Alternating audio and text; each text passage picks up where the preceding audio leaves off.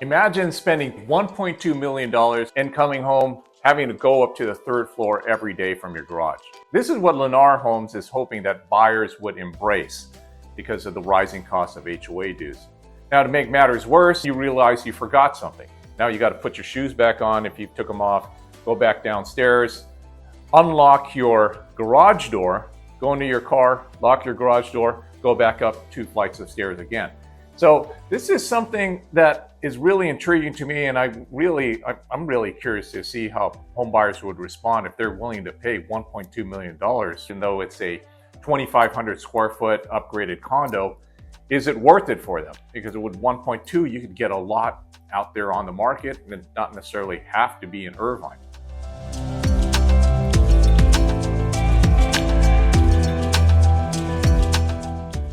I'm Edwin Balloy with MidRiseLiving.com. This is a website that focuses mostly on high-density condos like Amaris and like a community called Lexington over in the city of Irvine. So the community of Amaris, they start at $700,000 with a 1-bedroom, 1-bath floor plan, and they go all the way up to a townhome, which is over 2,500 square feet. And it does have its own entrance, and then it does have its own entrance from its own private garage. There are other floor plans as well. There are a total of 7 floor plans, but at least 4 of them have to be entered through a common area, and it also includes that 2,500 square foot floor plan that I talked about earlier up on the 3rd floor. The sales rep tells me that the logic behind having no elevators is to keep the cost of HOA down. It's no secret that HOA costs have risen sharply. And if you look at mature condo buildings that were built before the pandemic, you'll see a lot of them have even doubled, especially in the buildings that I market to.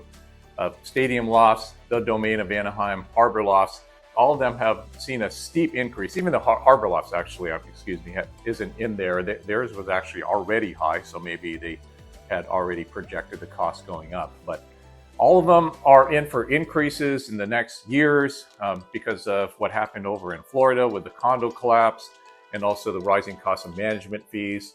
And then the other thing is the elevator fees. If you look at any balance sheet or any financial report of an HOA, you'll see one of the 3 top costs of HOAs happens to deal with the elevators. Of course, we could talk on other blogs about what those other 2 costs are. But elevators, there's no doubt that it continues to be a very high cost. In fact, the Domain of Anaheim has probably the highest elevator to resident ratio, which is a good thing because you hardly have to share elevators. But then the bad side about it is now all of those elevators have to be maintained. But I'll talk about my commentary on that logic and if I agree with it. But then let's talk a little more about the properties. As I mentioned earlier, the most sought after properties likely will be the ones with direct access, where you have your own entrance and you don't have to enter a common area, and you don't have to access any common area to leave to and from your garage, meaning that your garage is direct access into your unit. But then I'm going to show you and take you on a full tour of their Plan 7. This one was on the 3rd floor in their model tour. And then all the highlights in there are pretty reminiscent of what the other floor plans have as well. Like most floor plans, you can see that as soon as you walk in, you get a lot of line of sight. That's one good thing that Lennar has been doing with their designs.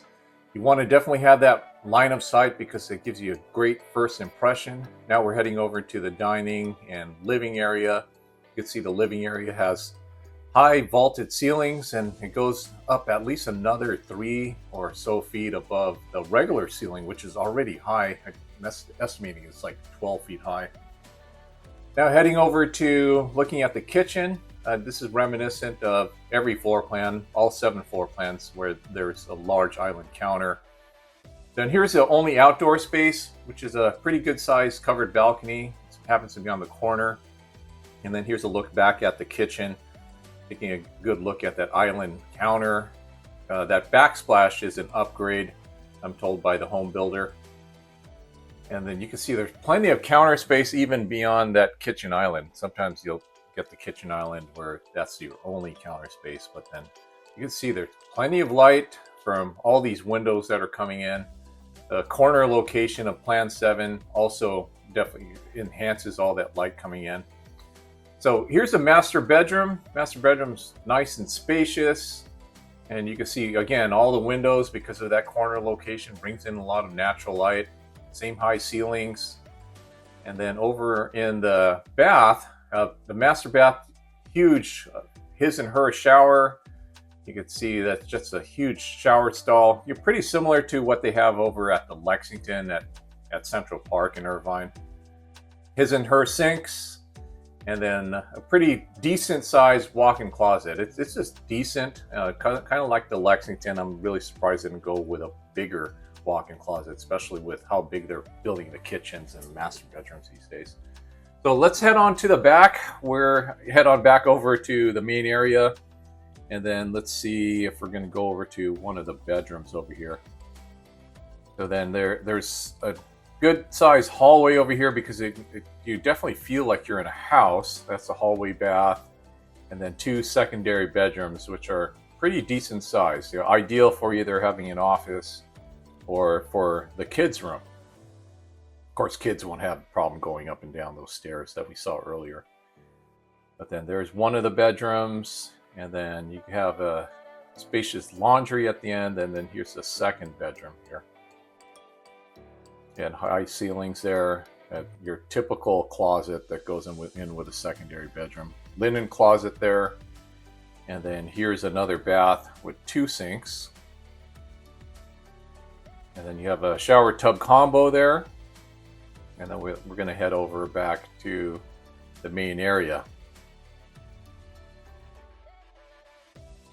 Now that hallway bath, that one was just a half bath actually. So we're back here in the main area, and then we're going to head over to, what's surprising is the furnace and condenser combo that you see on the left side in that closet. It's actually not in the attic. A lot of these homes are placing those in the attic to save space. So, then again, the attic space is this HOA space. So there's the laundry room. You can see it's good size. And here's a secondary master.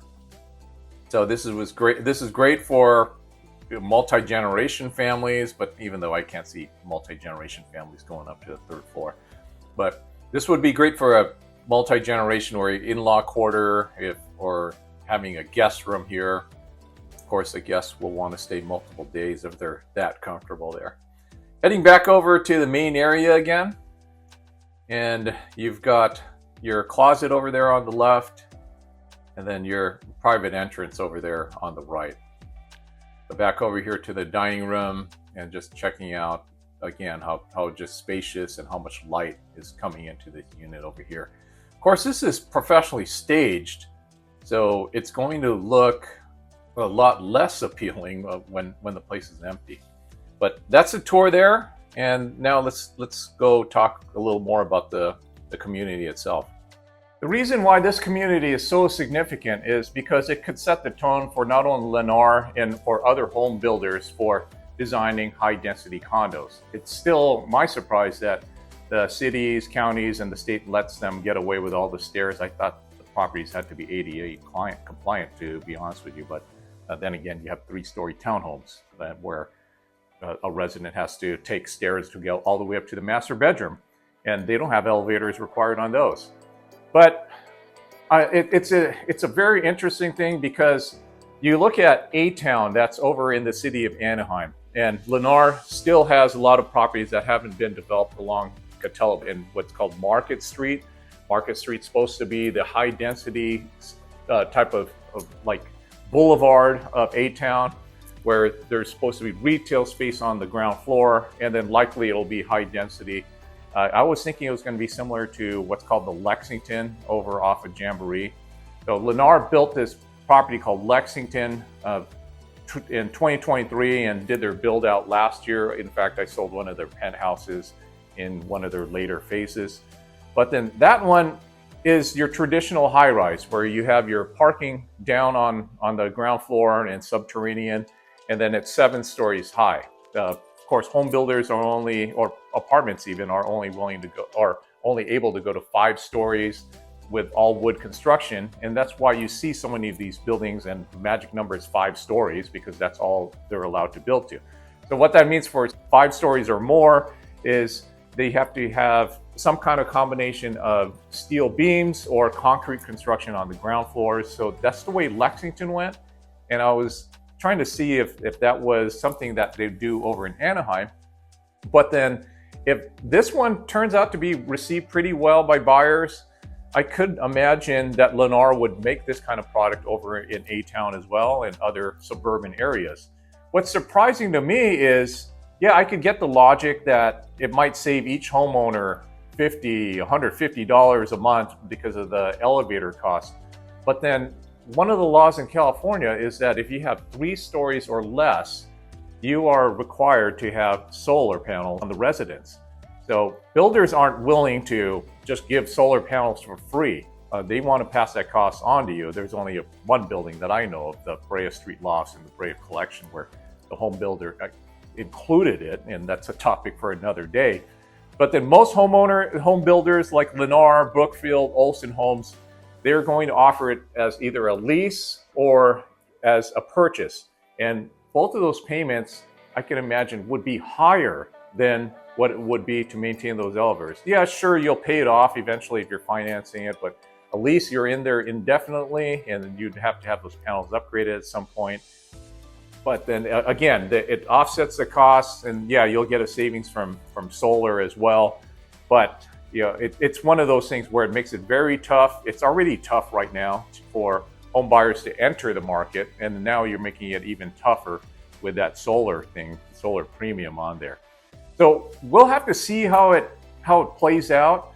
I think personally the future, and keep in mind, I'm not a home builder. I'm just an armchair realtor and who's just kind of looking from the sidelines, but I do get to see how the buyers and sellers are affected by all this.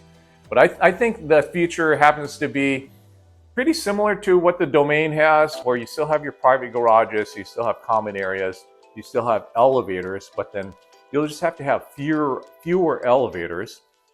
And then the topic for another day as well is whether or not HOAs, the way that they're structured right now, is the best way to handle the finances of common areas, common walls, and roofs.